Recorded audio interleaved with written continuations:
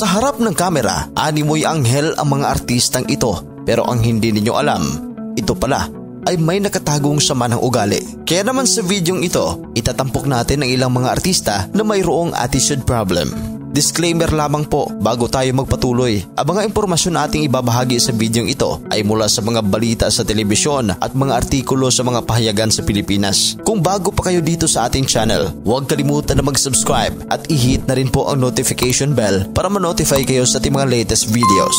Una sa ating listahan, Marian Rivera. Ang aktres na Mrs. Dingdong Dantes ay nasangkot sa iba't ibang iskandalo. Si Marian ay itinuturing na primetime queen ng GMA. Nagtrending noon ang kanyang video kung saan galit na galit sa kanyang kausap na lalaki. Anya sa video, tinatarantado siya ng mga ito. Bakit ba ng mukha mo, ha?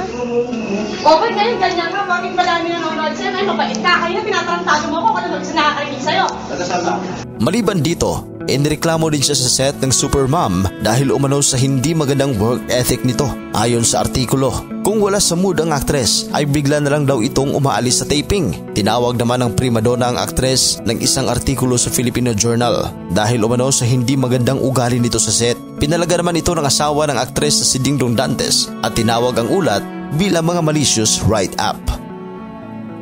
Julia Barreto. Si Julia ay nagtrending matapos itong mang-snub sa kanyang mga supporters sa London. Sa videong ito, makikita ang aktres na dumaan sa harap ng kanyang mga tagahanga, ngunit wala man lang tugon sa mga ito.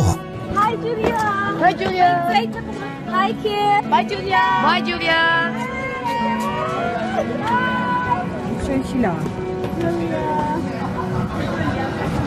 Angel Locsin. Usap-usapan ang trending interview ni Angel Locsin noon. Habang nasa bakasyon si Angel, ay tinanong siya ng reporter ng Star Talk kung bakit mula sa GMA ay lumipat siya sa ABS-CBN kung saan pinalagan ito ng aktres. Pinapatigil rin niya ang cameraman sa pag-video sa kanya. Saan pupunta itong interview natin? Ano ba ito? Ha? Ayoko mag-comment ito kung sa episode kasi tara pa. Gusto ko lang talaga magbakasyon. Yes. Okay. Nagulat ako. Okay. Sa isa pang viral video nito ay ang pag-walkout niya sa sex bomb dancers dahil anya, hindi niya talaga kayang sumayaw. Inamin naman ni Angel na walang problema sa choreographer. Ang problema ay siya mismo. Ate, ayoko na. Ayoko na talaga. Ayoko na sa'yo. Hindi talaga ako nagsasayaw. Coco Martin. Noong kasagsagan ng kanyang seryeng FPJs ang Probinsyano ay pinag-uusapan ang bad side ni Coco Martin, ang sobrang pagiging strict sa mga tauhan nito. Noong 2018, usap-usapan ang serye matapos na umalis ang dalawang direktor. Hindi umano magkasundo si Coco at ang dalawang direktor na sina Toto Natividad at Val Iglesias dahil palagi daw kumukontra si Coco sa mga fight scenes at hindi nagustuhan ang mga ganap sa set. At kung hindi nagustuhan ang mga ganap sa set ay bigla umano itong umaalis. Pinagmumulta rin daw niya ng 10,000 pesos ang mga kasamahan sa shooting kapag sila'y nakagawa ng violation. Maging si Robin Padilla ay di nakapagtimpi at naglabas ng pahayag noon kaugnay sa hindi masamang pakikitungo ni Coco sa kanya mga crew. Binubuhusan umano ng tubig ni Coco Martin ang mga crew na natutulog. Ang lahat na akusasyong ito ay pinabulaanan naman ng kampo ng aktor at iginiit na hindi totoo ang mga balitang ito. Si Coco Martin ay kilalang matulungin sa larangan ng showbiz kung saan kanyang binibigyan ng oportunidad ang mga artista na walang proyekto.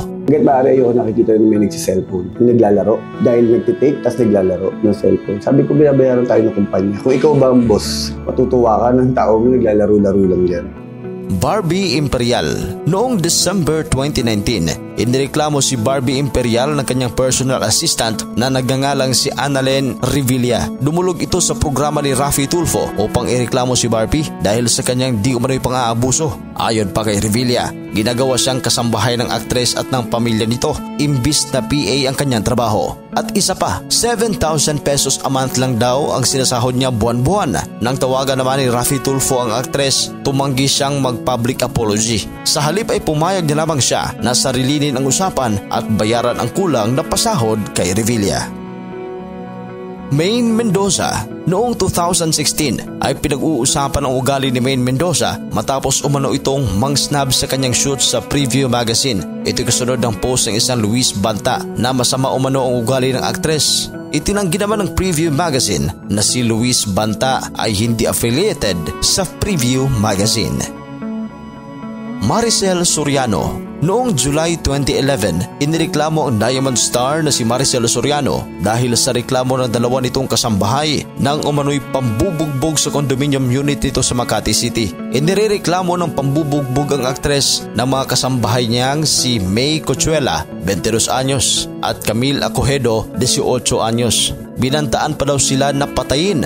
Sinabi pa ng isang katulong na nagalit sa kanila si Maricel at pinagsisipa matapos hindi makontento sa ayos ng mga damit nito na kanyang dadalhin sa isang okasyon. Inakusahan naman ni Acojedo ang aktres ng paggamit umano ng illegal na droga na maaring sanhi ng kakaibang ugali nito dahil palagi umano silang sinisigawan at pinagmumura. Ikaw, anong masasabi mo sa videong ito? Kung kayo may komento dito sa ating video, i-comment yan sa baba. At sa mga hindi pa nakapag-subscribe, huwag kalimutan mag-subscribe sa Showbiz Caster. Maraming salamat po.